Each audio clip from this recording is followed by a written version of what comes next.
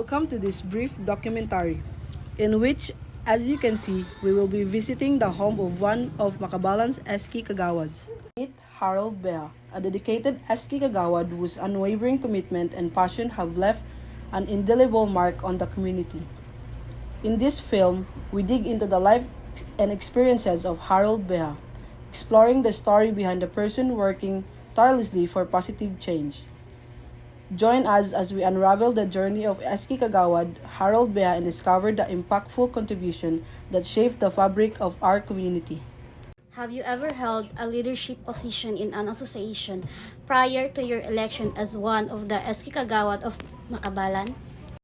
So for the information of everyone, I have been an advocate for HIV and AIDS awareness, mental health awareness, and anti-discrimination connected at the Oropia Community Center powered by Cagayan Plus.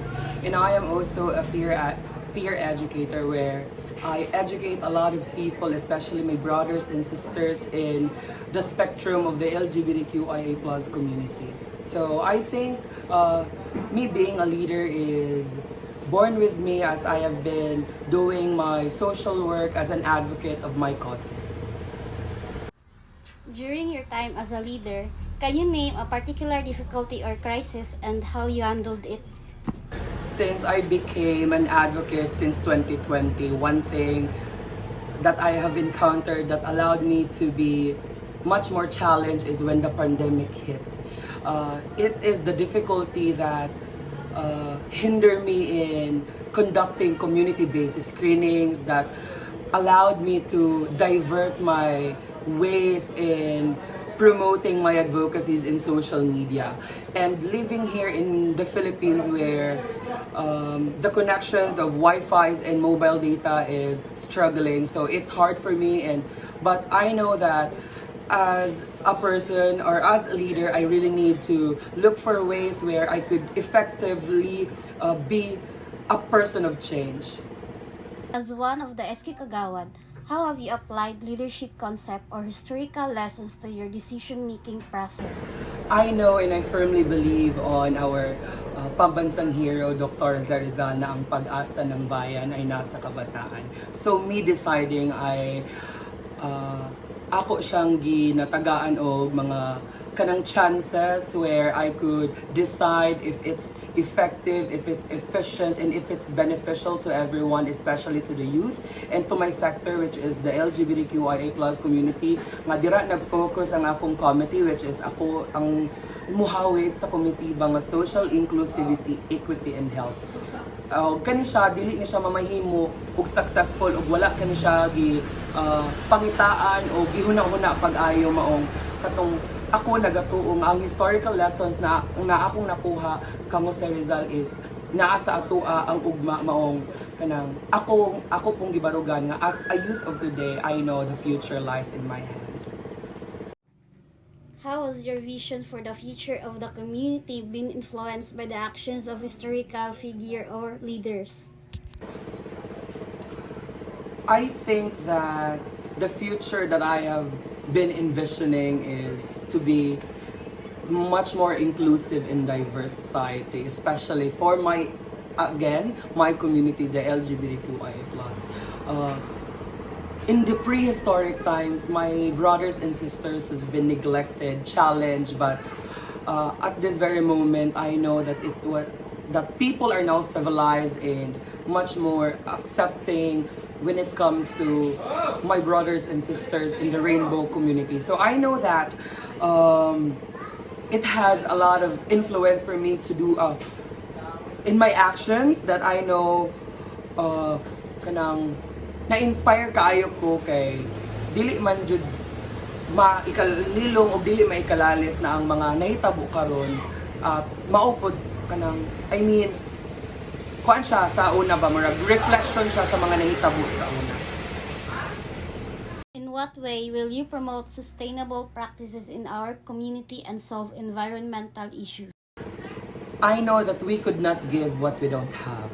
So as a future leader, I wanted to participate in such seminars where we could know how to handle things, especially the environmental issues. Kay I know nga ang atong Mother Earth is slowly dying. So as a person who cannot live without Mother Earth, one thing is for sure that we really need to give love.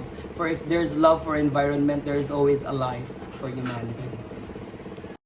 What action will you take to enhance the barangay's healthcare and educational facilities? Actually, kami youth leaders, wala gid mi kanang power to enhance the health facility sa atong barangay kay ang youth sector walay infrastructure. So, one thing na among pagabuhatin is magtap og mga yugtabang sa atong mga regular leaders, especially sa leader nga natahasan mohawid sa komitiba sa infrastructure ug maka-focus kini og maghatag og enough facility para sa atong mga kaigsuunan, especially sa health. Kay ilabi na sa bulan sa Mayo, more than 5 ka individuals ang nag-commit og suicide. Kay ako nagatuo walay enough facility or enough nga lugar diin asa sila makahatag sa or makasumbong sa ilang problema. Maunang kami kung amo nang mga magapasugda ng among mga programa, ako adunay gitawag na program nga #APOS din ako kauban sa among balaydang panan sa SK Council. Kini mahimong sumbunganan sa atong mga kabatanunan, ilabi na nga sa mga batanon nga dili kaya makikistorya sa ilang mama o papa.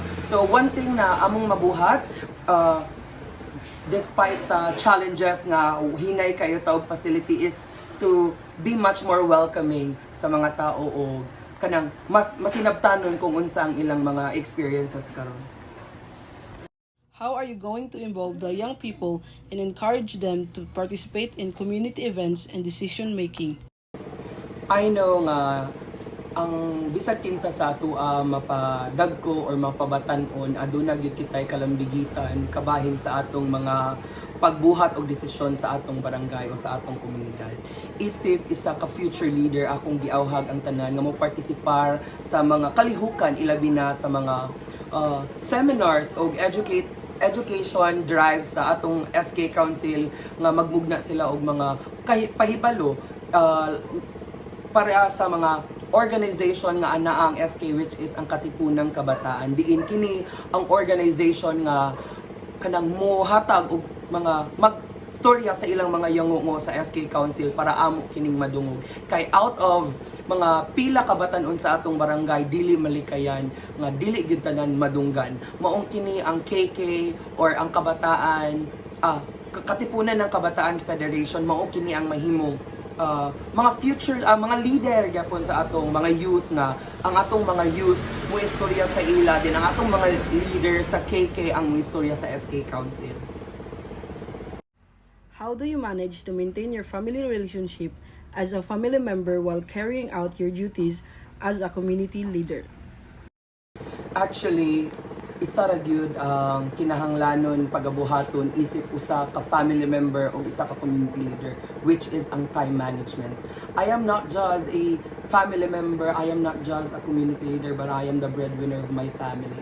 I do freelance events as a host, as a freelance hair and makeup artist, choreographer, fashion designer, and a dancer where gakuha kog income para maka-provide sa needs and wants akong family. So as a future leader, one thing na akong pagabuhaton is time management. Kay ako kabalo gibutang ko sa mga kabatanunan kay nagsalig sila sa ako.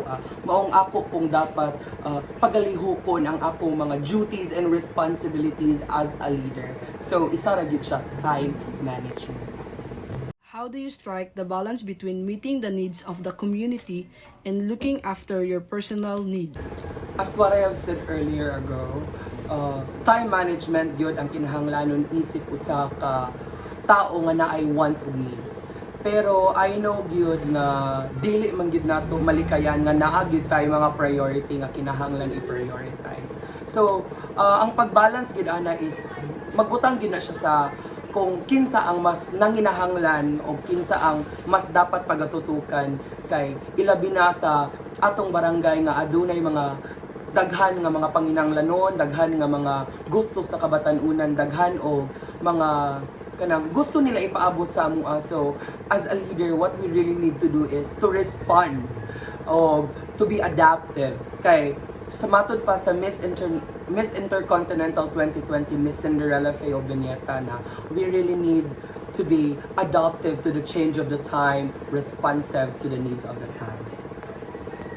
What advice would you give to someone aspiring to take on a leadership role in their community, considering the impact on personal life? To be strong and to let go and let God. Kay in my journey in achieving what I have achieved as your first SK Kagawad, hinders has been always with me. I was labeled as criminal because my mom and dad was sent to jail because of drugs. I was labeled as something that I don't deserve to be part of the SK Council because of my personal life. But I think that one thing that allowed me to be much more resilient is I know that I could be the voice of change.